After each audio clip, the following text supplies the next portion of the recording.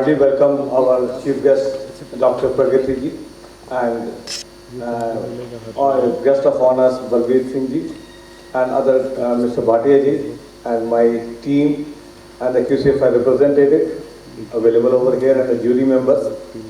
मैं उन्हीं सभी का ही स्वागत करता हूँ। ये कंसेप्ट्स हैं, जितनी उनकी जड़ें गहराई तक जाएंगी, उतना ही हमारा उत्थान होगा। ये हमारे पार्ट ऑफ द लाइफ है, कल्चर बनना चाहिए हमें। We have to build the culture of the quality in the organisation and in surrounding of us also. तो ये बहुत इंपॉर्टेंट है कि हम क्वालिटी कल्चर्स को अपनाएं, क्वालिटी कंसेप्ट को अपनाएं और अपने आप को साथ में जब आप काम करते हैं किसी भी प्रोजेक्ट के ऊपर थ्रू द क्वालिटी सर्कल्स और द 5S और the kaizen whatever it is there, उसके साथ साथ आपका भी उत्थान होता है। आप भी एक सुदृढ़ व्यक्तित्व की पहचान बन के आप बाहर निकलते हैं। अम्ब विमल मति दे, हे हंस वाहिनी ज्ञान दायिनी, अम्ब विमल मति दे, जग सिर मोर बनाए। Balbir Singh, who is the Dean Academic Affairs.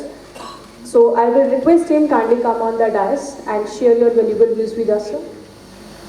In quality that says outward appearance or impression, लेकिन पर्सनल लाइफ में आउटवर्ड डायरेक्टली नहीं आता है, so that comes from the internal to external things are there.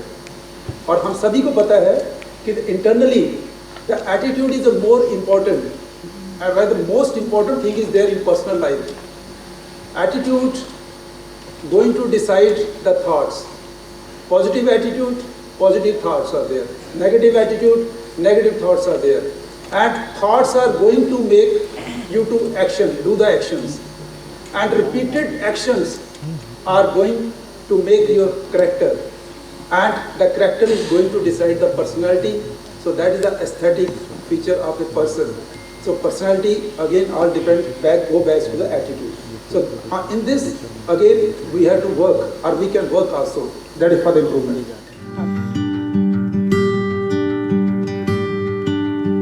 Professor Dr. Pragati Kumar ji, please come on the dais. No doubt about it that quality is one of the most important aspects of modern life today. Not only modern life, quality consciousness has to be there if one wants to do anything in his or her life. Unless he is quality conscious, he won't be able to deliver his best. And everybody has got his or her sense of quality. Agreed. But there are formal ways in which this sense of quality can be given a concrete shape. And examples are there where organizations in which quality culture has been embedded by training have performed exceedingly well. And shop floors are all having inbuilt, or they have embedded in them, the concept of quality. Now there are two aspects of this. One is we define certain parameters, and we can physically measure those parameters, most of the times mechanically, and then ensure that quality has been achieved. But this is just one aspect.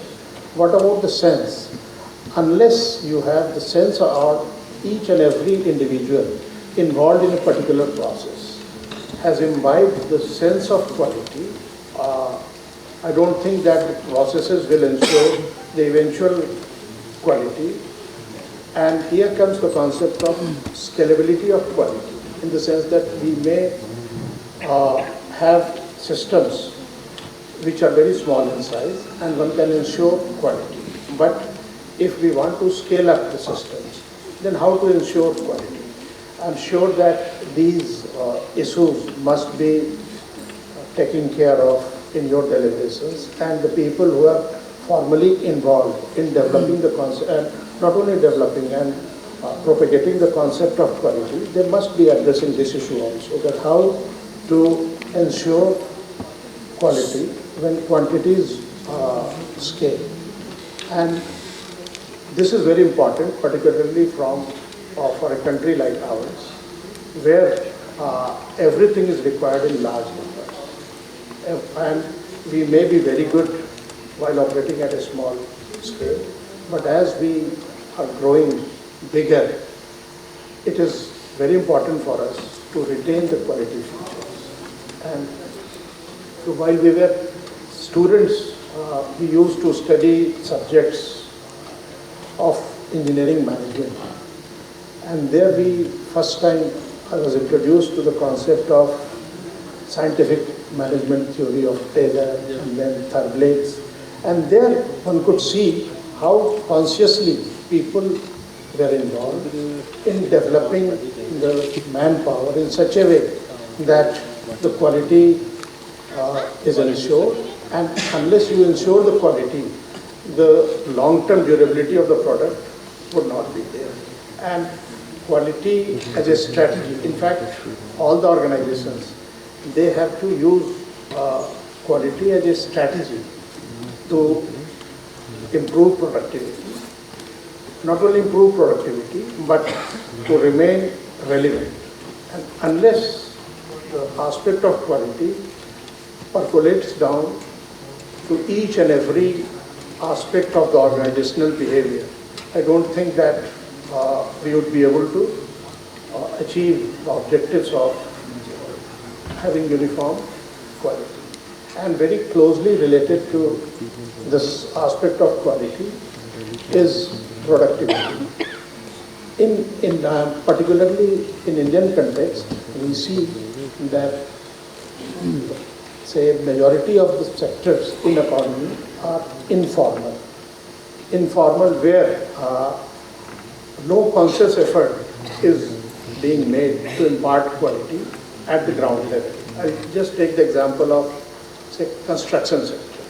Construction sector, you see, anybody he wants to construct a house, he will simply go to the nearest place, or where herds of totally untrained people are waiting there. They'll be simply negotiating the prevailing rates and then hire 10 masons, 20 laborers, assuming that simple labor who has to lift bricks on his head and then carry it out to the construction site, hand over the bricks to the mason. It's a simple job. General perception is that anybody can do that. But if he is trained to do this job, then not only his productivity will increase, but the overall quality of the project will also improve significantly. And that will not only save the overall cost, even if we have to spend some money in imparting quality, then we should not, or the organizations or the society should not shy away from spending money there in basic training. And same applies to most of the informal sector, which is one of the major contributors to the GDP of the country. Now, coming back to this education sector, there are, in fact, the last 20-25 years, a lot of focus is being directed towards ensuring the quality and uniformity in the educational sector in terms of the faculty, in terms of students, in terms of the graduates coming out of those institutions. But we are still in the learning phase. Lots of differences. All of you must have encountered that graduate from a particular institute is different from graduate coming out of a different institutes. Not only that, two graduates coming out from the same institute also having same percentage of marks, their output is good. We are trying, in fact, the educational sector is trying to address these issues. Answers to all the questions are not readily available.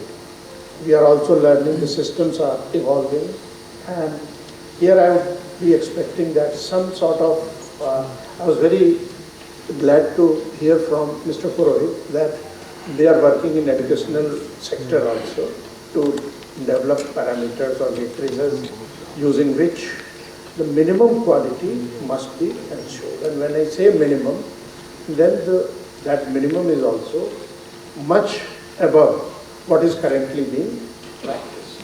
And of course, to some extent, at an individual level, quality is a personal attribute. It is a personal attribute, but with practice, with societal norms, one can try to achieve that, even if he is not able to reach up to 100% of the expected level. But if he is trying, then definitely his quality is going to improve. Now, these are some of my thoughts on this issue.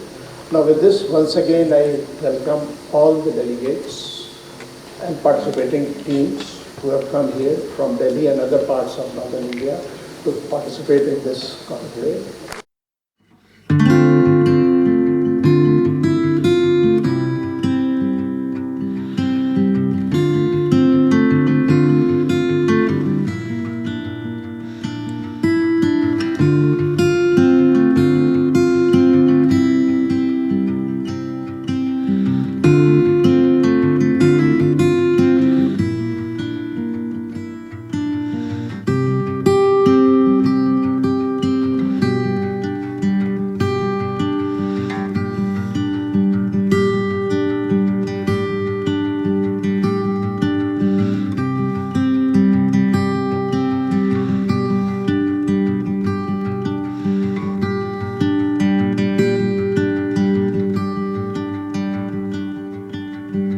AP 2020, what we suggest, it states clearly that whenever we are producing an individual through this education system, not only he should have depth knowledge in the particular field or area of interest, rather he must have that much of ability to build or develop ethical values, his character, his personality, and he must contribute in the national development.